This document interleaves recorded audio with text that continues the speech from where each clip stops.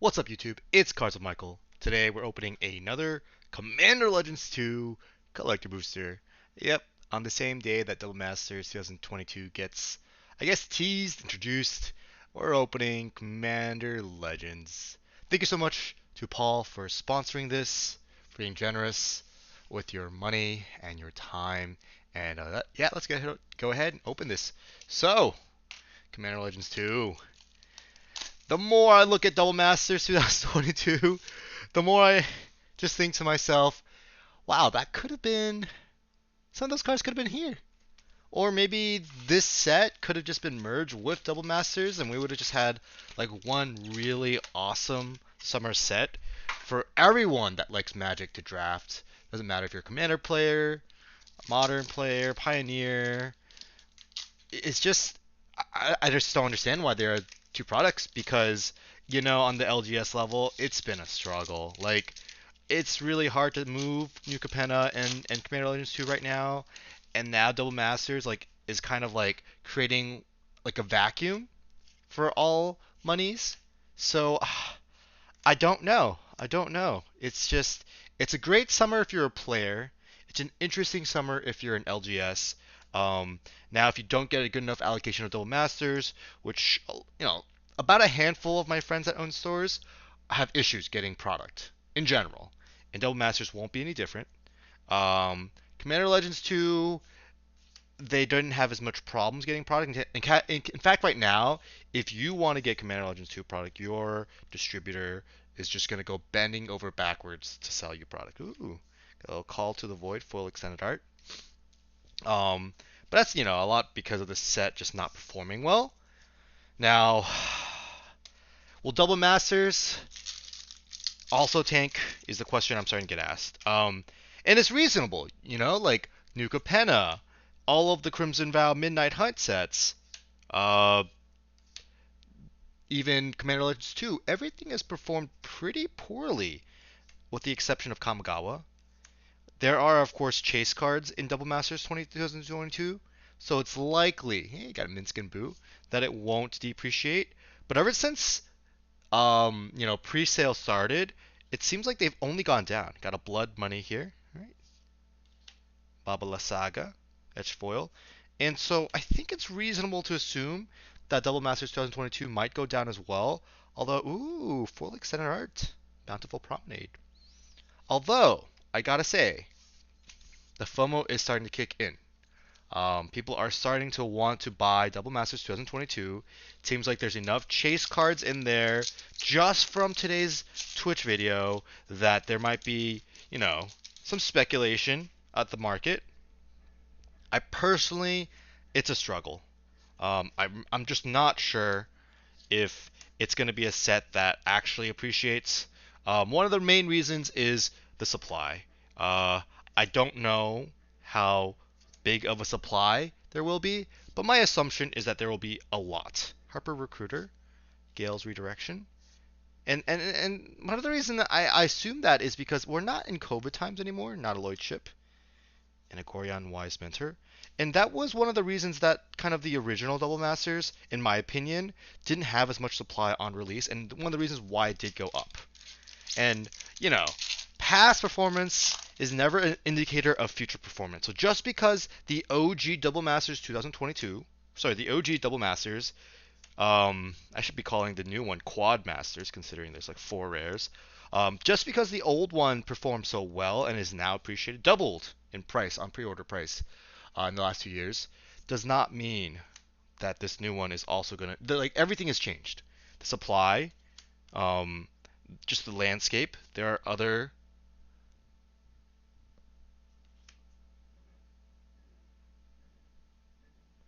sorry for the pause. There are other games that kind of exist, and also the way that we as Magic players consume product. Ooh, got a foil extender art, Storm King's Thunder. The way we as Magic players consume product has also changed. We used to consume a lot more paper product and play a lot more paper Magic, but that is still kind of. I don't think we've achieved the levels that we had pre-COVID yet. Um, I think we will. I think it's not like we'll never, but I just don't think we're there yet. And so without having like, modern GPs or GPs that kind of bring a lot of Magic players together and have them play in a competitive format. So I'm saying this in contrast to Commander Fest. Without having kind of those bigger tournaments, it's been got a little thing there actually. See on the word life, there's a little. I don't want to peel it off, but interesting little thing. I don't see sealed product appreciating the same way. Like it has to be like there's some chase waifu card that does really well, and that's kind of what I imagine nowadays for product to sealed product to do well. Like Kamigawa, if it's the more similar to Kamigawa it is, the more likely it will just skyrocket. Kamigawa was also an interesting one where we had many big stores like Star City Games just open like thousands of collectors to sell, I guess, the singles.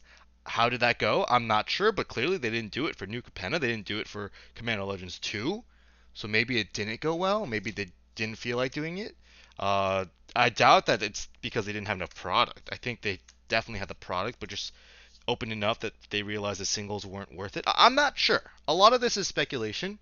And I guess the long story short for Double Masters is please don't play with money you don't have.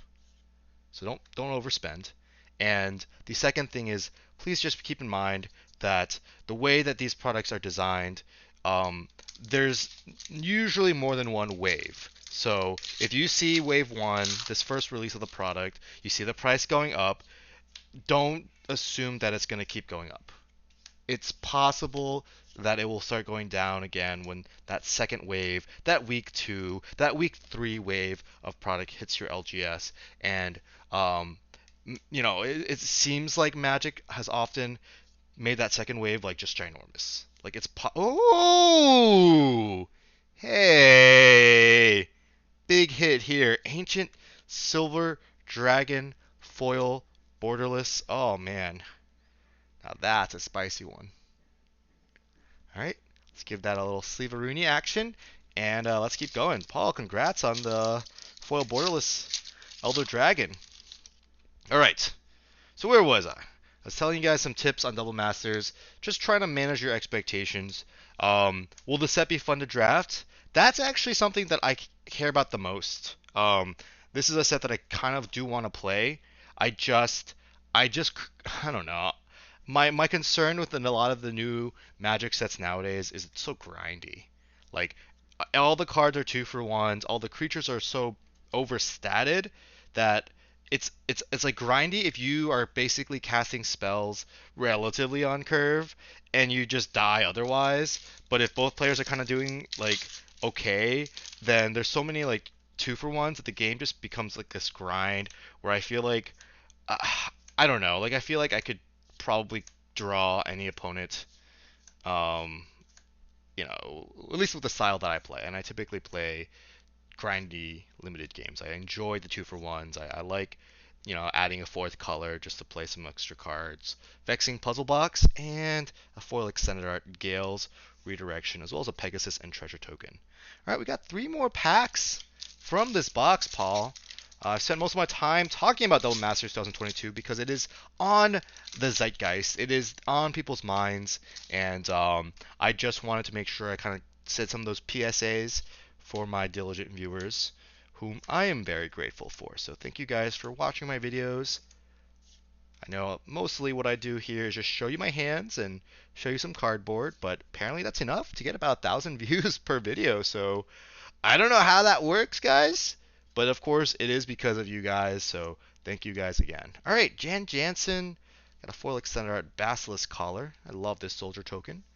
I remember seeing it first in I believe Theros, I want to say, with the big Elspeth. But that could be wrong. All right, or maybe one of the core sets. All right, we got Draconic Lore, Goliath Paladin, all right, and Saddle of the Cavalier. Didn't even realize this card was in the set. Forest, OG, Kaga, Master Chef, Elder Brain, all right, Seasoned Dungeoneer, Barroom Brawl, Zevlor, Elturel Exile, Asterion the Decadent, and a Monster Manual, as well as a Volo's Journal. Got 2 books in a row. All right, the very last pack for Paul. Thank you guys so much for watching this. Be sure to leave a little thumbsy up. See, as per usual on the videos, it does help. It helps a lot actually. YouTube will just recommend it just slightly more if more people give it a thumbs up, because it's just your way of saying, hey YouTube, this video is legit. I think it's worth watching. Another way to do that is actually watching the video, of course. Bane, Lord of Darkness, Spectacular Showdown, Robe of the Archmagi, Raised by Giants, the Council of Four, and the Council of Four foil showcase, and a foil boo token. Alright guys, that is the video. I hope you guys enjoyed, and I'll see you on the next one.